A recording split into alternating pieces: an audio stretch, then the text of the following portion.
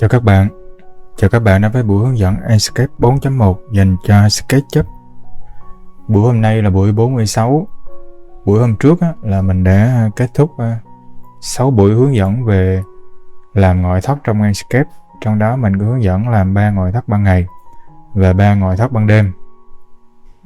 Ngoại thất trong Enscape thì quanh đi quẩn lại thì nó chỉ có bao nhiêu dạng đấy ban ngày thì bạn nào thích làm ngày sáng đầy nắng, nắng trong xanh cũng trong trẻo cũng có, rồi ban chiều bắt đầu là mặt trời lặn một xíu cũng có, rồi làm cho cái thời tiết mưa cũng có, rồi ban đêm thì mình có làm 3 dạng là cái trời xanh không mây, trời xanh có mây, rồi trời ửng hồng. Thì nói chung là các bạn cứ sưu tầm cho mình cái cách quy trình làm thì mình đã làm từng bước rồi, nó không có gì phức tạp cả. Ngoại thất trong Enscape đơn giản lắm, chủ yếu là các bạn kiếm cho mình những cái HDRI đẹp để các bạn sử dụng hồi thôi. Rồi vậy là các buổi hướng dẫn về ngoại thất thì mình kết thúc, mình không có quay lại nữa. Bắt đầu từ ngày hôm nay thì mình sẽ hướng dẫn các bạn một vài cái công trình về render nội thất trong Enscape. Thì nội thất trong Enscape so với các phần mềm khác thì Enscape ngoại thất nó thua thiệt hơn. Mấy phần mềm như Ray hay là Vantic thì ngoại thất ngoại thất nó dễ làm hơn là Enscape, vả lại là nó chi tiết nó sẽ nét hơn. Nhưng mà nói vậy thì không có nghĩa là Enscape nó không có làm được ở cái mức độ nào đấy. Bình thường thì Enscape nó vẫn làm được nha các bạn. Thì hôm nay thì mình sẽ lấy một cái công trình là một cái phòng khách với cái diện lọt sáng bên ngoài vào là một cái ô cửa sổ lớn. Cái file này là của một cái bạn trên group chia sẻ, trên cộng đồng chia sẻ, bạn Đình Thanh. Cái file này thì bạn ấy render bằng Vantic, rồi bạn chia sẻ file lại. Thì mình lấy cái file này mình dùng để render cho Enscape. Về cái vấn đề vật liệu trong cái file thì mình không có nói nữa. Cái vật liệu này thì mình cũng làm tương đối thôi, chứ mình cũng không có làm quá chi tiết. Tại vì cái file gốc của nó là như vậy rồi. Những cái vật liệu nào mà lỗi map vào vậy thì mình mới chỉnh, chứ còn đa phần là tông màu này kia thì mình giữ nguyên. Mình cũng không có chỉnh sửa nhiều lắm đâu, chủ yếu là mình sử dụng để mình nói về cái cách đi sáng thôi. Rồi mình nói thêm là trong Enscape vấn đề đi sáng nó có rất nội thất nha. Ngoại thất thì đa phần là mình thấy cái quy trình đi sáng của mấy cái mình chia sẻ là tương đối ổn. Hầu như là mình thấy là cân bằng 3 cái thông số phơi sáng, mặt trời với HDRI. Nhưng mà nội thất trong Enscape nó có rất nhiều cách đi sáng, tại vì nó không có chỉ một cái nguồn sáng như cái HDRI bên ngoại thất, mà ánh sáng trong nội thất của Enscape nó gồm có ánh sáng, nó gồm cái độ phơi sáng này, ánh sáng mặt trời cũng có, ánh sáng bầu trời HDRI cũng có, ánh sáng của trời sáng bên ngoài vào cũng có, rồi ánh sáng trời sáng sau cửa cũng có, rồi ánh sáng trời sáng tổng thể trong phòng cũng có. Có nghĩa là nó rất là nhiều nguồn sáng trong Enscape. Thành ra là để mà đi sáng trong Enscape thì nó có rất là nhiều dạng đi. Không có ai dám tự tin rằng cái cách mình đi là nó hoàn hảo cả. Nhưng mà với những cái gì mà mình biết thì mình sẽ chia sẻ cách đi sáng mà mình hay đi, mình hay làm. Bạn nào mà cảm thấy mà hợp lý cảm thấy mà có thể phù hợp với mình đây cũng là một cách để các bạn đi sáng, chứ mình không có dám hứa, không dám nói là cái cách đi sáng của mình là nó hoàn hảo nha các bạn. Đó là chưa kể cái tùy vào không gian nữa, cái gu, cái gam màu. Có những bạn thích đi sáng những gam màu tối sang trọng, thì cách thiết lập ánh sáng của bạn nó khác một xíu.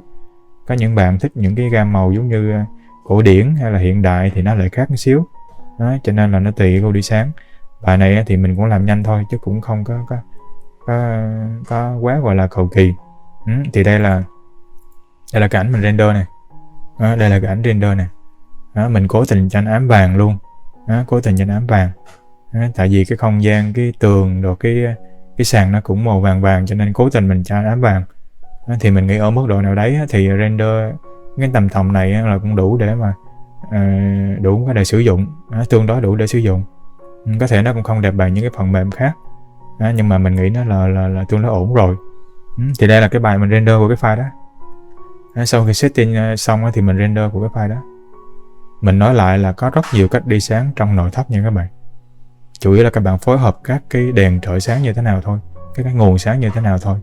Mỗi bạn thích dùng mỗi cách, mỗi bạn thích dùng mỗi cách. Ở đây là mình chia sẻ cách mình hay làm, mình hay sử dụng. Bạn nào thấy phù hợp thì bạn đã làm. Rồi, để mà đi sáng cho cái file này như thế nào, mình nhắc lại là cái cách theo của mình nha, theo cách của mình nha. Cách thứ hai nữa là cái vật liệu này là mình không có nói lại nữa nha. Bạn nào mà chưa chưa biết về vật liệu thì cứ xem lại cái bộ video của mình. Mình có chia sẻ tất cả những vật liệu, cách làm rồi, từ những vật liệu thường gặp tới những vật liệu ít gặp. Bạn nào muốn thì cứ xem ở trên đấy. Rồi bây giờ này,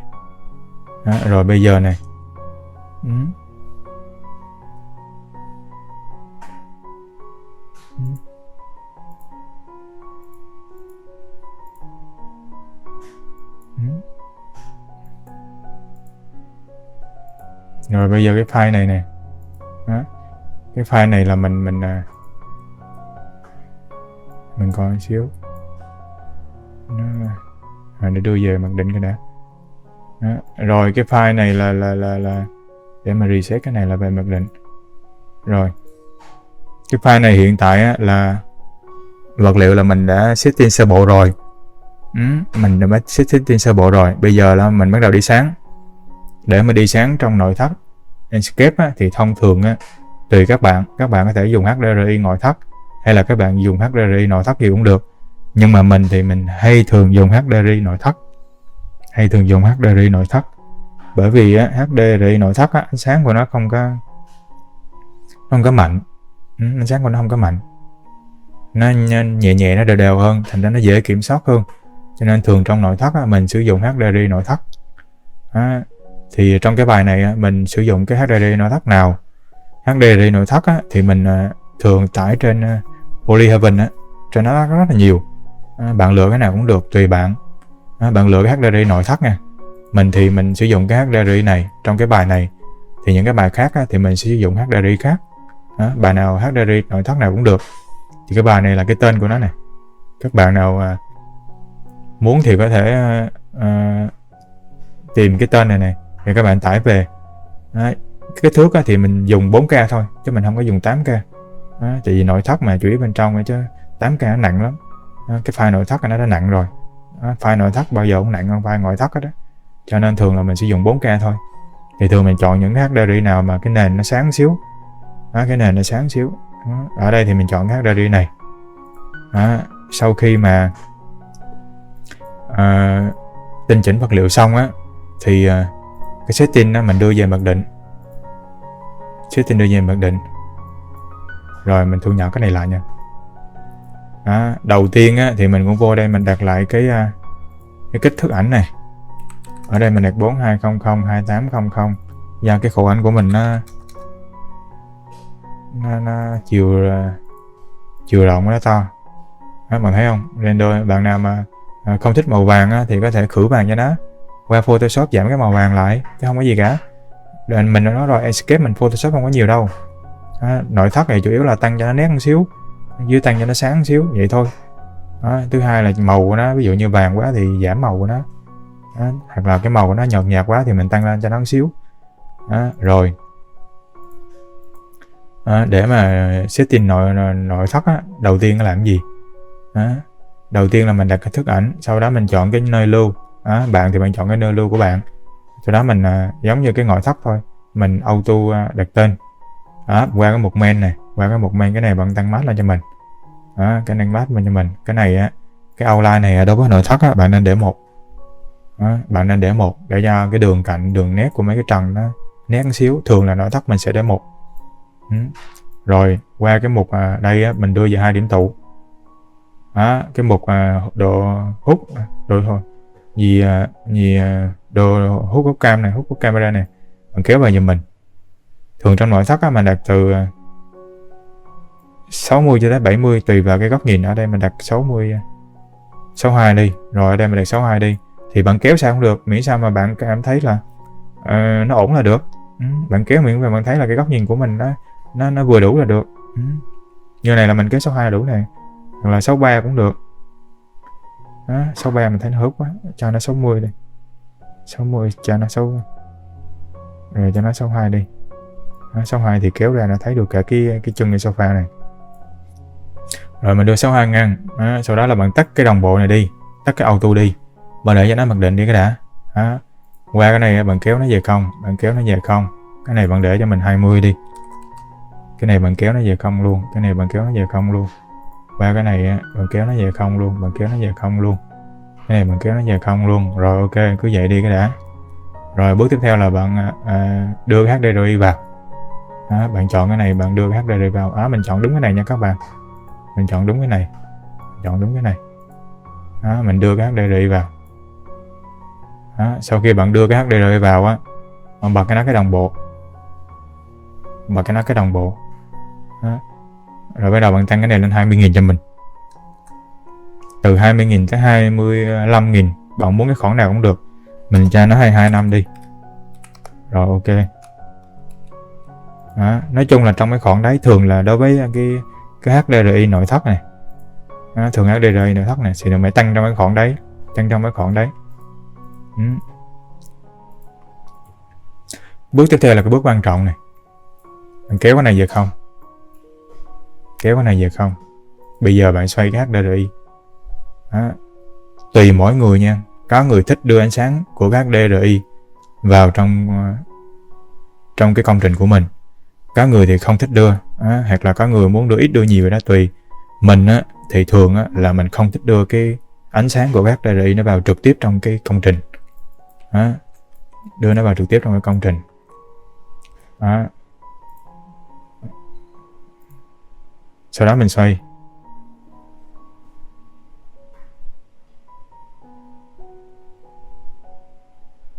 Đó. Thường á, mình nói rồi, thường là mình không thích đưa cái HDRI nó vào trong công trình. Đó. Tại vì sao? Đó. Thường mình sẽ quay cái hướng nào đó, mà như thế này nè, như thế này nè, mình sẽ quay hướng nào mà để cho cái ánh sáng nó không có vào trực tiếp công trình. Đó. Để cho cái nền của mình nó không có bị cháy khi mà mình tăng cái độ phơi sáng lên. Đó. Mình sẽ dùng cái đèn spot để mình làm thay cho cái ánh sáng của cái mặt trời mình đẩy vào trong phòng, nó dễ kiểm soát hơn, nó dễ kiểm soát hơn. Chứ còn nếu mà ví dụ như thế này nè, đó, bạn xoay này, bạn đưa ánh sáng nó vào trong phòng này. Đó, khi mà mình tăng cái độ phơi sáng lên đó, thì cái vùng này nó sẽ bị cháy, nó để bị cháy. Cho nên mình nói lại nha, có nhiều cách đi nha, có nhiều cách đi. Bạn nào mà thích đưa ánh sáng vào trong phòng, đó, đưa ánh sáng vào trong phòng, hạn chế cái độ phơi sáng, đó, không có tăng cái này quá nhiều cũng được, tùy bạn. Đó là một cách. Đó. Còn mình á, thì thường á, mà để cho ánh sáng của mình nó dễ kiểm soát á, thì mình sẽ không có đưa ánh sáng nó vào trong phòng. Đó, mình sẽ không có đưa ánh sáng nó vào trong phòng. Ví dụ 29, 25 này, 26 này. Đó, những cái này nè. Đó, khi mình xây kiểu này nè, mình tăng lên 23.000 luôn đi. Tăng 23.000 lên nè. Đó, thì nó sẽ hắt vào trong phòng ít vậy thôi. Đó, hắt vào trong phòng ít vậy thôi. Hắt vào trong phòng ít vậy thôi. Đó, bạn thấy không? Khi mà bạn tăng lên 23.000, 20 hay từ 20 tới 25.000, thường là trong mấy khoản đấy. Sau đó bạn xoay cái HDRI làm sao mà ví dụ như một số bạn đi bật sinh lên. Sau đó các bạn xoay, các bạn đưa sinh vào trong phòng cũng được, nhưng mà cách này cực kỳ khó kiểm soát, cực kỳ khó kiểm soát. Đó. Bạn muốn làm sinh cũng được, các chút nữa thì mình sẽ hướng dẫn cách bạn đưa sinh vào trong phòng. Đó. Còn thường mình á, là mình sẽ không đưa sinh vào trong phòng, không đưa cái ánh sáng trực tiếp của cái những hướng chiếu trực tiếp vào trong phòng. Đó. Mình không đưa cái ánh sáng trực tiếp chiếu vào trong phòng.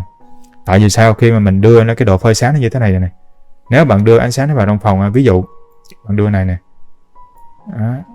Ví dụ không, mình đừng nhập 25 này. Đó. Thì cái ánh sáng nó chiếu hướng khác, nhưng mà nó vẫn trong cái phòng của mình nó vẫn ảnh hưởng bởi cái ánh sáng của HDRI.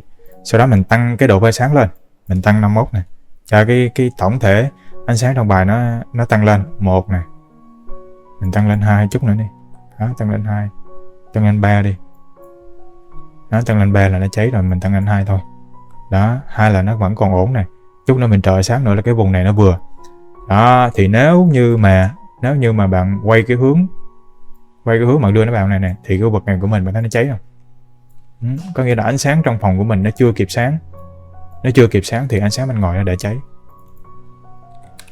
Đó, cho nên là tùy mỗi bạn nào mà kiểm soát được cái ánh sáng mà nó vào trong phòng á, cái kiểu đấy á, cái vào trong phòng bằng cái kiểu mà bạn tăng cái ánh sáng lên á, bạn quay cái hướng sáng của cái HDRI vào trong phòng á, mà bạn tăng cái độ bay sáng mà bạn thấy nó cháy bằng bật kiểm soát được thì bạn cứ làm.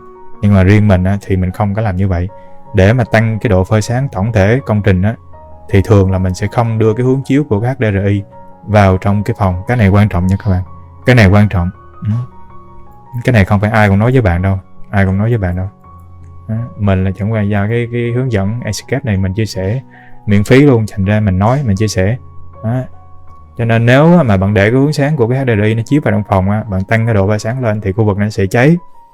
Cho nên để tránh cái trường hợp đấy á, thì mình thay vì là mình tăng cái độ phơi sáng mà không có cháy á, thì mình đừng có để cái hướng của HDRI, cái hướng của cái HDRI nó trực tiếp vào trong phòng. Chút nữa mình sử dụng cái đèn spot mình trợ sáng cho nó. Đó, thì mình mới kiểm soát nó dễ dàng hơn. Rồi, mình nói lại. Quay cái hướng HDRI, cái ánh sáng đừng có vào trong phòng. Rồi tăng cái độ phơi sáng lên. Bạn tăng lên 1, 2, 3% gì đó. Mà để khu vực ngoài đừng có cháy, nó đều đều như thế này là dừng. Như thế này là bạn trợ sáng nữa là ok. Như thế này nữa là bạn trợ sáng là ok. Tại vì nếu mà bạn quay hướng chiếu của HDRI vào trong phòng á, mà ánh sáng nó vào trong phòng mạnh á, bạn tăng cái này lên là cái dưới này khúc này cháy nè.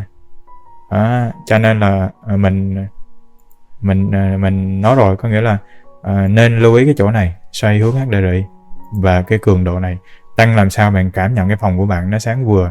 Như thế này là ổn nè, như thế này bạn trợ sáng nữa là ổn. Rồi mình tăng độ phơi sáng nha. 53 là cái này nó cháy liền, 52 là vừa. Bạn làm như thế này, chút nữa bạn bố trí ánh sáng bằng đèn trợ sáng rất là dễ, cực kỳ dễ luôn. Bạn muốn nó sáng bao nhiêu cũng được, đừng có quan tâm, đừng có lo, tầm này là bạn cho nó bao nhiêu cũng được. Rồi bây giờ để mà tạo ánh sáng vào trong phòng thì bên ngoài là mình sẽ tạo một cái đèn sphere, giống như một cái mặt trời vẽ đó, giống như cái mặt trời vẽ vậy đó. Ví dụ cái đèn spot, mình bật cái đèn spot lên, đây, mình đặt một cái đèn spot, cái góc chiếu của nó là đây, nó vào giữa cái cửa đây, vào giữa cái cửa, và cái điểm của nó thì mình cho nó vào khoảng sau công trình xíu, cho nó vào ở đây, tạo một cái góc tam giác, chọn một cái điểm ở đây, cho nó giữa cửa, hướng nó chiếu ở đấy. Bạn dùng cái đèn spot, không phải đèn IS cũng được. Rồi bạn dùng cái đèn IS cũng được. Đèn IS này là cái đèn mà mình chia sẻ trong cái bộ đèn IS á, cái đèn mà cái bán kính phát sáng của nó to nhất á, cái bán kính phát sáng của nó lớn nhất á. Bạn nào hay là bạn chọn cái đèn IS nào cũng được, nó không quan trọng đâu, nhưng mà nên chọn những cái đèn IS nào mà cái bán kính của nó phát sáng nó to. Còn nếu như bạn chọn cái đèn, bạn giữ cái đèn spot á, thì bạn nên để cái bán kính của nó là 90. Bạn để cái bán kính của nó là 90. Cái đèn IS này bạn đừng có quan trọng nha, bạn chọn cái đèn nào cũng được. Trong 3 cái đèn mà mình hồi trước mà mình chia sẻ trong cái buổi video về đèn spot á, thì bạn lấy cái đèn nào cũng được. Ở đây thì mình lấy cái đèn mà bán kính nó to nhất, hay là bạn lên cái trang chủ của đèn IS á, bạn tải về, chọn những cái đèn mà nào bán kính nó to nhất. Tại vì bán kính nó to thì nó mới phủ hết cái cửa của bạn. Nó mới phủ hết cái cửa của bạn. Nó có 3 cái loại đèn, từ bán kính nhỏ tới bán kính to. Bạn chọn cái nào cũng được. Thì mình nói lại là mình bố trí bên phía ngoài một cái đèn IS, khoảng cách từ đây tới đây là khoảng 6 mét, khoảng 5 tới 6 mét. Tùy bạn, 5 mét đó thì cái cường độ bạn giảm ít hơn. Bạn còn 6 mét đó thì bạn tăng cái cường độ mạnh hơn xíu. Bạn tăng cường độ mạnh hơn xíu. Khi bố trí cái đèn IS á, thì bạn nhớ nó chiếu vào cái hướng này, góc xéo này, để cái trần của mình nó không quá sáng. Còn cái cường độ của nó này, mình nhấp vào này. Cái đèn IS á, cái ánh sáng của nó là mình cho ánh sáng trắng luôn. Mình không có cái đổ vật liệu cho nó, để cho nó không có ám màu lên cái bên trong công trình. Thì cái đèn IS này mình cho nó 60.000 này, CD này, 60.000 CD này.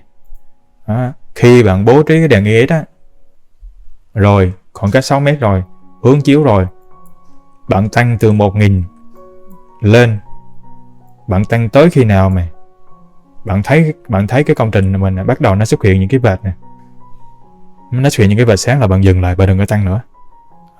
Bạn đừng có tăng nữa. Những cái vệt này á, chút nữa mình bố trí đèn á, những cái trợ sáng bên trong nữa thì những cái vệt này nó sẽ không có thấy. Có nghĩa là khi mà bạn chiếu một cái đèn IS vào trong công trình của mình á, bạn bố trí tới khi nào mà bạn thấy cái đèn này á, cái đèn này bắt đầu mà nó xuất trên tường này, trên trần này, đặc biệt là tường, nó xuất hiện những cái vệt bóng như thế này nè. Những cái bóng này là bạn dừng lại nha, không tăng nữa là đủ rồi. Đủ rồi, bạn dừng lại. Ví dụ như bạn tăng lên tới 60 á, mà bạn thấy nó bắt đầu xuất hiện là bạn dừng lại, không có tăng nữa. Đây là cái lưu ý nha các bạn. Bạn cứ tăng bình thường, cứ tăng từ 5.000, 10.000, 20.000, 30.000, 40.000, 50.000, cứ tăng lên. Cứ tăng tới khi nào á, mà xuất hiện cái vệt này. Tại vì công trình bên trong của mình á, nó chưa có đủ ánh sáng, thành ra là những cái vùng tối á, nó sẽ dễ thấy cái này. Nó sẽ dễ thấy cái này. Cái đèn IS là một trong những cái đèn nó dễ rọi bóng nhất, nó dễ để lại bóng nhất. Cho nên là lưu ý cái chỗ này, bạn cứ tăng bình thường 10.000, 2.000, 30.000, 40.000, 50.000 lên tới khi nào mà thấy nó xuất hiện những cái vệt này ở trên tường. Xuất hiện những cái vệt mà nó nhạt thôi nha các bạn, xuất hiện cho nó nhạt vậy thôi. Xuất hiện nó kiểu như nó mờ mờ thôi là bạn dừng lại, bạn đừng có tăng nữa là đủ rồi, có nghĩa là trời sáng đủ rồi. Lưu ý cái chỗ đấy, lưu ý cái chỗ đấy. Rồi mình bật lại đèn spot này. Sau khi mà bạn trợ sáng bằng cái đèn spot xong, bạn tăng cái cường độ tới khi nào mà nó có xuất hiện những cái này nè, những cái vệt bóng này thì bạn dừng lại, nó mờ mờ thôi. Những cái vệt bóng mờ mờ này bạn đừng có sợ, tới lúc nữa bạn đặt những cái đèn bên trong thì nó sẽ lấp đi những cái vệt bóng này. Nhưng mà ý mình nói ra là gì, những cái vệt bóng này á, khi mà xuất hiện là bạn dừng tăng cái cường độ đó lại, không có trợ sáng nữa là cái thứ nhất. Cái thứ hai á, là nếu mà mình trợ sáng đèn spot á, đèn IS á, mà cái cửa sổ mà nó cháy á, thì bạn dừng lại luôn. Bạn dừng lại luôn. Lưu ý hai cái này, chỉ cần nó một trong hai cái này á, mà nó bị là bạn dừng. Tại vì bên trong mình còn có đèn trợ sáng nữa, cho nên không phải chỉ riêng cái đèn spot này, đèn IS này, cho nên đừng có quan trọng hóa cái chuyện này. Nó là một trong những nguồn sáng để mình trợ sáng, đẩy bên sáng vào tận bên trong thôi.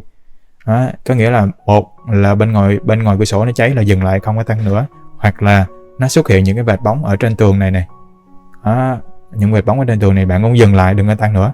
Đủ rồi, có nghĩa là cường độ nó đủ rồi, nếu bạn tăng nữa nó xuất hiện những cái vệt này. Thì khi mà bạn hoàn thiện bài mình nhìn nó giống như ánh đèn chứ không phải là ánh mặt trời. Chỉ có ánh mặt trời mà chỉ có ánh đèn, cái nét nó mới nét vậy, chứ còn ánh mặt trời nó đâu có nét như thế này. Ánh mặt trời rất là mềm, cho nên mình đang sử dụng cái đèn spot để tạo ra ánh sáng mặt trời nhân tạo mà. Rồi sau khi mà tạo ánh sáng mặt trời nhân tạo xong á, tiếp theo là bạn bật cái đèn rectangle. Đó, rectangle bạn sẽ đặt cái vùng ngay cửa, phía sau cửa này, bạn phải đặt những cái đèn trợ sáng bằng những cái đèn rectangle. Bằng những cái đèn rectangle. Đèn này thì mình đổ cho nó cái màu 5K. Đổ cái màu 5K để nó cho cái công trình này nó ám vàng. Tại vì công trình này mình muốn cho nó ám vàng. Còn bạn nào không muốn ám vàng thì đổ cho nó cái màu 6K, 6K rưỡi. Tùy sao cũng được. Thì mình đặt 3 cái ô đèn rectangle này. Cái đèn rectangle thì bạn lưu ý khi mà bạn nhấp đúp vô thì nó sẽ hiện cái vùng chiếu. Bạn đừng cho để cái vùng như bữa trước mình nói trong cái buổi về đèn rectangle thì đừng có để cái hướng cái đèn rectangle này nó chạm sát trần quá, nó chạm sát trần đây quá. Bạn phải cho nó chạm xa lên một chút. Để cho nó càng xa thì ánh sáng của nó sẽ không có quá sáng. Thì nó không có tạo những cái vệt bóng ở trên trần này, những cái vệt bóng ở trần. Cho nên bạn giảm có nghĩa là đừng có cho nó đụng lên trần, mà đừng có cho nó đụng với chân, bạn cho nó hở lên. Đẩy ánh sáng nó đi vô sâu một xíu thì những cái vệt trên trần nó không có xuất hiện những cái vệt. Còn cái cường độ thì bạn tăng miễn sao mà bạn thấy không, nó sáng như thế này là ổn nè. Mình cho nó là 17.000, mình cho nó 17.000. Bạn cứ tăng từ 3.000, 5.000, 8.000, 10.000, bạn tăng lên cho nó trợ sáng cái này nè. Nhưng mà nhớ lưu ý là đừng có cho nó cháy. Nhớ lưu ý là đừng có cho nó cháy, nó vừa vừa thôi, đừng có cho nó cháy. Đừng có cho nó cháy nha các bạn. Rồi mình bật lại hai cái đèn. Thì mình nói rồi, cái đèn spot đặt như thế nào, rồi cái đèn rectangle đặt như thế nào. Cái đèn rectangle khi đặt lưu ý cái gì, nhớ là đừng có cho cái nguồn sáng nó đụng trần quá gần, cho nó đụng ở cái khúc này nè thì nó không có tạo ra những cái vệt bóng ở trên trần. ở trên sàn. Thứ hai nữa là kéo cái cường độ của đế tan làm sao đừng có cho nó cháy quá. Ví dụ như thế này là ổn này, như thế này là ổn này. Mình cái cường độ của cái đèn đế tan này là mình để 17.000, mình để 17.000. Rồi sau khi mà trợ sáng cái đèn spot rồi bên ngoài rồi, cái đèn đế tan bên trong rồi, tiếp theo nữa là thông thường thì mình sẽ dùng một cái đèn spear, mình đặt giữa căn phòng, để mình trợ sáng cho tổng thể cái phòng của mình. Trợ sáng tổng thể cái phòng của mình. Thì nếu mà bạn có bạn dùng cái đèn spear thì cái này do mình lười thôi, mình không có tạo những cái đèn phát sáng ở trên này thôi. Cho nếu bạn tạo cái đèn phát sáng trên này thì bạn được hiểu như là đó là cái đèn của cái giữa phòng thì nếu không có mà đặt cái đèn spear ở giữa phòng cũng được, nó là một cái dạng trợ sáng. Mình đặt cái đèn spear. Thấy không? Khi bạn đặt cái đèn spear thì cả cái phòng, cả cái công trình mình nó sáng như thế này này. Nó sáng như thế này này.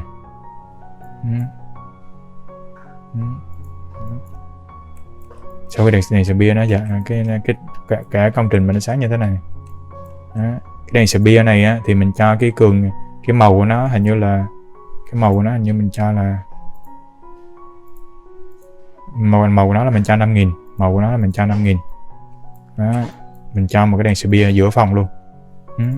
Thì nó giống như là cái nguồn sáng của cái đèn trần nguồn sáng của đèn trần cái cường độ của nó này, cường độ của nó là mình để là 10.000 CD. Nhưng mà bạn để ý nha, cái bán kính nha, bán kính mình để 0.5 này. Để mà trợ sáng cho tổng thể cái phòng thì bạn đặt một cái đèn spear, cái cường độ bạn tăng làm sao bạn tăng cái bán kính của nó trước. Bạn tăng cái bán kính của nó là từ 0.5, 0.6, 0.7 tùy cái độ rộng, độ cao của cái công trình của mình. Bạn tăng 0.5, 0.6, 0.7. Sau đó là bạn tăng cái cường độ lên để cái phòng của mình nó sáng. Ví dụ cái này bạn thấy nó sáng quá thì bạn giảm nó xuống 9.000.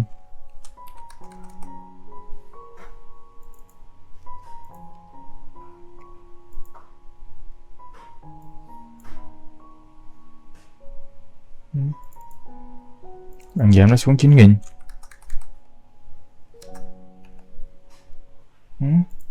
9.000 để bạn thấy nó mềm hơn không? 9.000 bạn thấy nó mềm hơn không? Đó. Thì cái cường độ này bạn có gì bạn giảm sao cũng được, tùy bạn. Ví dụ như cái này mình thấy nó, cái trợ sáng mình thấy nó sáng quá thì bạn có thể giảm nó xuống xíu. Ví dụ bạn giảm nó xuống 16.000 đi. Thì bạn cứ canh chỉnh những cái đèn trợ sáng. Những cái đèn trợ sáng bạn dùng cái đèn nhân tạo bạn rất là dễ canh chỉnh ánh sáng. Bạn muốn nó sáng bao nhiêu, bạn muốn nó tối bao nhiêu, cái gam màu bao nhiêu cũng được. Bạn muốn cho nó màu vàng, bạn muốn cho nó màu tối gì cũng được. Màu gì cũng được. Cái gam màu, nhiệt độ màu cái này bạn tự khống chế mà. Bạn thấy không? Mình đặt cái đèn spear vào mình giảm cho nó, mình giảm cái đèn trợ sáng xíu nữa. Cho nó 15 đi. Cho nó 15 đi. Rồi đó, tổng thể là ok đó. Vậy đó.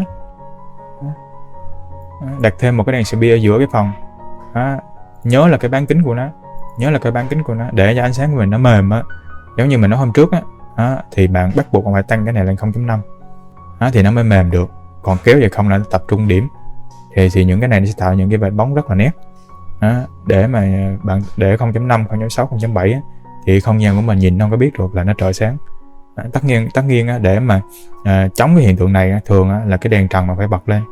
Bạn cho nó những cái đèn bạn cho nó những cái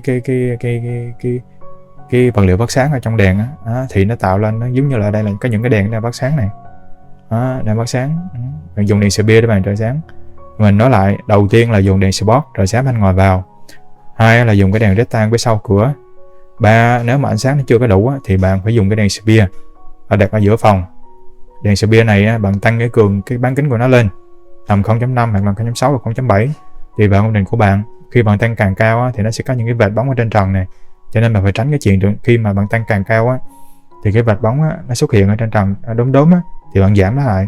Còn 0.5, 0.6 thường là mình thấy 0.5 và 0.6 thì nó sẽ không có những cái vệt bóng và ánh sáng của nó mềm. Cái màu bạn để màu trắng cũng được, màu 6.000 cũng được, màu 5.000 cũng được, tùy bạn. Thì bạn muốn cái không gian bạn nó ám màu gì thì bạn cho nó màu đấy. Còn cái cường độ thì bạn tăng dần lên. 1.000 bạn tăng nó 10.000, 12, 13.000 cũng được. Mà thường mình thấy là tầm còn có 7-8 nghìn nè. Cái bài này do không gian nó rộng cho nên mình tăng lên 9 nghìn. Chứ còn đối với mà không gian phòng ngủ nó nhỏ thì tầm khoảng cỡ 5 nghìn, 6 nghìn là đủ à. 6 nghìn là đủ à. Rồi mình bật lại mấy cái đèn này. Gần như là 3 cái đèn này là đủ rồi.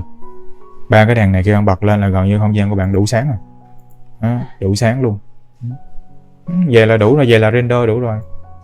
Nhưng mà để mà nó bên này nó sáng chút nữa thì mình cho nó thêm 2 cái đèn trần ở trên này. Mình bố trí 2 cái đèn trần ở đây. Cho nó sáng hơn. Mình cái cường độ đây mình để ít lắm. Màu thì mình để nó 5K, màu mình để 5K, cường độ mình để có 3.000 nè. 3.000 nó không có thấy nhiều đâu, nó chỉ trợ sáng một chút thôi. Nó chỉ trợ sáng một chút cho cái khu vực bên này thôi, cho nó sáng sủa thôi. Tại vì bên này nó có hướng của ánh sáng nó đi nè. Còn bên này thì nó che bởi cái này nè, cho nên thành ra là mình để 2 cái nguồn sáng ở đây, cái rèm xuyên sáng á. Thì bạn nào mà chưa biết cái rèm xuyên sáng thì có thể xem video hướng dẫn vật liệu của mình á. Mình đã hướng dẫn rất kỹ về cái rèm xuyên sáng rồi. Cái rèm xuyên sáng á, bây giờ mình đã hướng dẫn kỹ rồi nha. Rồi bây giờ bạn đặt như vậy là xong rồi đó. Rồi bây giờ còn là đặt những cái đèn H này. Ở đây nó có những cái đèn H của cái khe trần với chỗ cái ô của cái tủ này, mình bật luôn. Cái đèn H á, thì mình dùng cái đèn Retan. Mình dùng những cái đèn Retan. Cái màu của nó thì mình đổ cho nó cái màu mấy k đây. Mình bỏ nó vào 2k5, bằng để 3k gì cũng được, tùy bạn. Bằng để 3k gì cũng được, tùy bạn. Nó tạo những đèn H này, tạo những cái đèn H này. Đó. Rồi bây giờ bạn qua cái mục này xong nè. Mục này xong rồi nè. Mục này cũng xong rồi nè. Bạn là giữ cái này 50 luôn đi. Xa đâu giữ 50 cũng được, cái này giữ 50 tại vì cái công trình của mình nó ánh sáng của nó dư rồi, thành ra là cái này nó không cần tăng đâu. Những cái công trình nào mà thiếu sáng thì nó mới cần tăng thôi. Bạn qua cái mục image này, bạn tăng lên cho nó một xíu, tăng lên cho nó 7.000 đi. Để nó giảm cái nó khử vàng quá một xíu. 7.001 đi. Rồi bây giờ nè, mình khử vàng, bây giờ cái vùng tối này mình giảm cho nó một xíu. Rồi mình giảm cho nó 30 thôi. Cái vùng sáng này. Bạn muốn sáng xíu bạn tăng lên. Nếu bạn muốn giảm mà.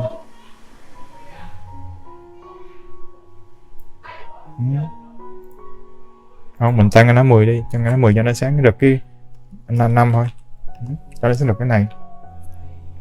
Cái này tùy bạn, cái này thì sau khi bạn setting xong bạn render ra một lần thử trước thì bạn coi thử những cái gì mà nó còn chưa đạt ánh sáng á, thì bạn chỉnh lại. Vùng tối mà nó còn quá tối á thì bạn tăng lên, hay là vùng tối của bạn nó bệt quá thì bạn giảm vùng tối lại, hay là vùng sáng của bạn nó rực quá thì bạn tăng lên, không thôi bạn giảm. Cái này vùng sáng mình nghĩ đừng có cho nó rực, nó vậy là được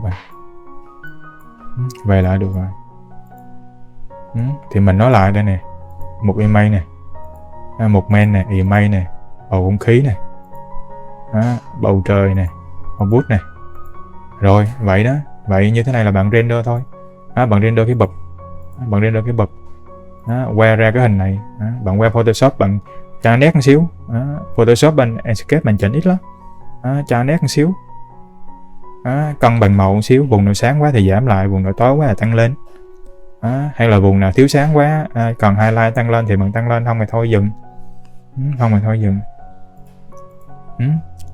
Rồi đây là cái bài đầu tiên hướng dẫn về nội thất, cho nên mình sẽ nói lại, và mình sẽ nói lại cái cách đi sáng rất là kỹ một lần nữa để cho các bạn nắm nè. Cái mục output này bỏ qua không quan trọng này nha. Mình nói lại là gì, hãy dùng cái HDRI của nội thất, và bạn lên mạng bạn tải. Cái này mình cũng tải ở trên Polyhaven á. Bạn lấy cái tên này mà lên bạn tải, nó có rất là nhiều loại, bạn chọn cái nào cũng được, tối cũng được, sáng cũng được, gam màu nào cũng được, có rất là nhiều gam màu. Nhưng mà thường mình chọn cái gam màu nó sáng xíu, mà đừng có ám vàng quá nhiều. Thì sau khi mà bạn chọn HDRI xong bạn nên nhớ vào đầu tiên mà bạn tắt cái auto đi này. Bạn tắt cái auto đi, bạn kéo cái mặt trời về không luôn. Sau đó bạn tăng cái cường độ nó lên tầm 20 tới 25.000 tùy công trình, tùy cửa sổ. Cửa sổ mà nhỏ thì bạn tăng lớn, mà cửa sổ lớn thì bạn tăng nhỏ. Ở đây thì mình tăng 23.000 đi cho nó sáng bừng luôn đi. Từ 20 tới 25 hoặc là dưới 20 một xíu cũng được, không sao. Sau đó bạn xoay cái bầu trời HDRI. Bạn xoay cái HDRI làm sao mà cái ánh sáng á, nó đừng có vào trực tiếp trong phòng. Mình nhắc lại là bạn nào muốn mà ánh sáng nó vào trực tiếp trong phòng, các bạn đi sáng cũng được, không sao cả, nếu như cái cách đó là cách bạn hay đi. Bạn quản lý được, bạn kiểm soát được. Nhưng mà mình thường mà để dễ kiểm soát á, thì mình sẽ không có cho cái ánh sáng nó vào trực tiếp trong phòng. Mình sẽ cho, tại vì mình sẽ cho ánh sáng như hồi nãy mình chia sẻ với bạn đầu clip á, mình quay làm sao mà cái vùng này ánh sáng nó vào trong phòng dịu dịu thôi, cái vùng này nó không có bị cháy, nó không có ánh sáng vào, để khi mình tăng cái độ phơi sáng lên á thì nó không có bị cháy cái vùng này, nó không có bị cháy cái vùng này đó, nó không có bị cháy vùng này. Mình nhắc lại đó, nó không có bị cháy cái vùng này. Nhớ là quay cái HDRI làm sao mà nó ánh sáng nó không có vào trực tiếp, để khi mình tăng cái, tại vì bạn để 20.000 á nó rất là lớn, nếu mà ánh sáng nó vào trực tiếp á là nó rực cái chỗ này liền.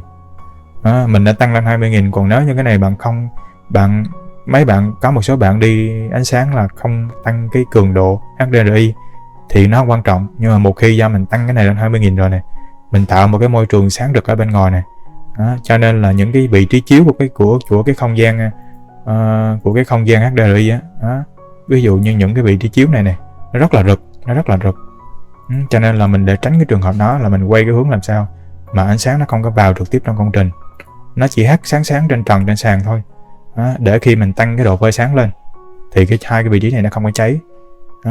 Khi mà bạn cân bằng cái phơi sáng và cái HDRI xong thì bắt đầu bạn dùng đèn bạn trợ sáng thôi. Đầu tiên là mình dùng đèn spot, mình nói rồi, bạn dùng đèn spot hay là một cái đèn IES nào cũng được, nên chọn cái đèn IES nào mà cái bán kính nó lớn. Chọn IES nào mà cái bán kính nó lớn. Đầu tiên bán kính nó lớn để nó phủ qua hết cái cửa này. Bạn đặt một cái góc xéo cách khoảng 5 tới 6 mét. Bạn tăng lên.